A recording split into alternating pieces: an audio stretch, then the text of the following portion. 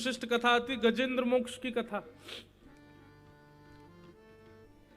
त्रिकूट पर्वत का राजा गजेंद्र, असंख्य पत्नियां थीं उसकी, असंख्य बालक थे और केवल अपनी पत्नी और बच्चों के लिए जीता था। उनको कोई कष्ट ना हो, उनके जीवन में कभी कोई विपत्ति ना आए, इसका पूर्ण ध्यान रखता था। लेकिन एक दिन गर्मी का समय अपने बच्चों परिवार के साथ जब नहाने के लिए सरोवर में गया तो एक जल के ग्राह ने, मगरमच्छ ने पैर पकड़ लिया।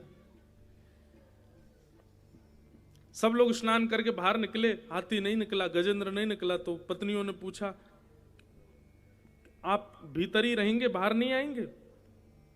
गजेंद्र ने कहा, पता नहीं जीव का, जल का कोई जीव है, इसको भी पता नहीं है मैं कौन हूं, मेरा पैर पकड़ लिया है, जरा देना, अपनी सूंड देना, निकालना मुझको। पत्नियों ने अपनी अपनी सूंड दी, सूंड से सूंड मिला करके सबने खींचने का प्रयास किया, लेकिन गजेंद्र बाहर नहीं आ पाए। एक दिन तक खींचते रहे, 2 दिन हो गए, 3 दिन हो गए, 4 दिन हो गए। यहां गजेंद्र का रक्त निकलता गया, पतला होता गया। एक एक करके पत्नियां अपनी सूंड हटाने लगी और गजेंद्र उनकी ओर देखता और मुस्कुरा के, अच्छा तुम थक गई हो, थोड़ी देर बैठ जाओ, मैं आ जाऊंगा बाहर। पत्नी बोली, थक नहीं, मुझे भूख लगी है, अब आप ये बाकी सब हैं आपको ले आएंगी, मैं घर जाती हूं। एक पत्नी चली गई, दूसरी पत्नी चली गई। 1 हफ्ता हो गया, अब तो 2-2 पत्नियां एक साथ जाने लगी। गजेंद्र सबकी ओर देखता है और जब जब वो सूंड हटाती है ना तो गजेंद्र को याद आती है, मैंने इसके लिए क्या किया, मैंने इसके लिए कितना कुछ किया। एक पत्नी रह गई अंत में, बच्चे पत्नियां सब चले गए। गजेंद्र को बेहोशी होने लगी। सामने खड़ी पत्नी की भी सूंड बस वो स्पर्श करा के खड़ी थी, खींच नहीं रही थी, क्यों, निकलना तो है ही नहीं इनको। थोड़ी देर में उसने भी कहा, भगवान अब आप तो शायद निकल नहीं पाएंगे, मैं यहीं खड़ी रहूंगी। गजेंद्र बोले, देवी देख लो तुम्हारा मन है, अब मैं तो प्रयास कर रहा हूं लेकिन ये पैर ही नहीं छोड़ रहा, मेरा क्या करूं। पत्नी बोली, ठीक है पतिदेव, अब अगले जन्म में आपसे फिर मिलना हो, ठाकुर जी से ऐसी प्रार्थना। गजेंद्र के नेत्रों में आंसू आ गए, सब चले गए, पूरा परिवार जाता हुआ दिखने लगा गजेंद्र को। तब गजेंद्र ने नेत्र बंद किए और नेत्र बंद करते ही उसको अपने पूर्व जन्म की याद आई। वो पूर्व जन्म में एक चित्रकेतु नाम का राजा था, भगवान की बहुत सेवा करता था। केवल एक संत का अपराध करने की वजह से वो गज बन करके आया इस जन्म में। अपने पूर्व जन्म में उसने एक भगवान की सुंदर स्तुति लिखी थी, उसी का नाम गजेंद्र मोक्ष है। उस स्तुति का अचानक से उसको स्तवन हो गया। अपने पत्नी बच्चों की अब उसको याद नहीं, सबका त्याग उसने कर दिया। बोले ये क्या छोड़ के जाएंगे, मैं छोड़ता हूं इन लोगों को। तब उसने ठाकुर जी का स्मरण करके गजेंद्र मोक्ष स्तुति का गान किया। स्तुति गजेंद्र मोक्ष में यह विशेषता है कि पूरी स्तुति में भगवान का नाम ही नहीं है। उसने बस ये कहा है पूरी स्तुति में, जो त्रिलोकी के अधिपति हैं, जो ऐसा करते हैं, जो ऐसा करते हैं, जिनके हजारों आंखें, हजारों पैर हैं, हजारों कान हैं, हजारों हाथ हैं, जो सबके प्रतिपालक हैं, पूरा विश्व जिनसे चलता है, पूरे विश्व का पालन जिनसे होता है। नाम नहीं लिया, कौन, कोई नहीं, बस जो भी हैं मैं उनको प्रणाम करता हूं। गजेंद्र जब स्तुति गा रहा था 33 करोड़ देवता आकाश में खड़े थे।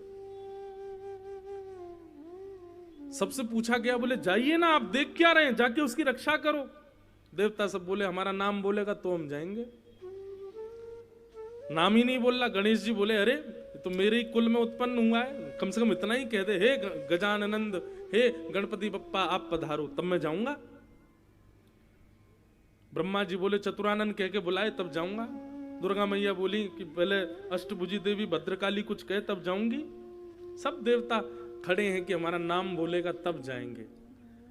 जब कोई नहीं गया तब शेष नाग पर पौड़े शंख चक्र गदा पद्मधारी ठाकुर जी ने गरुण जी को बुलाया, इधर आओ।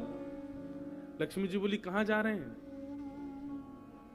गजेंद्र के पास।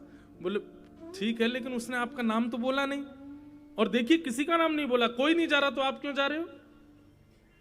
भगवान बोले लावारिश जमीन पर सरकार का अधिकार होता है। ऐसी लावारिश स्तुति है, किसी का नाम नहीं है तो मेरा अधिकार है, उस पर मेरी ही छाप है।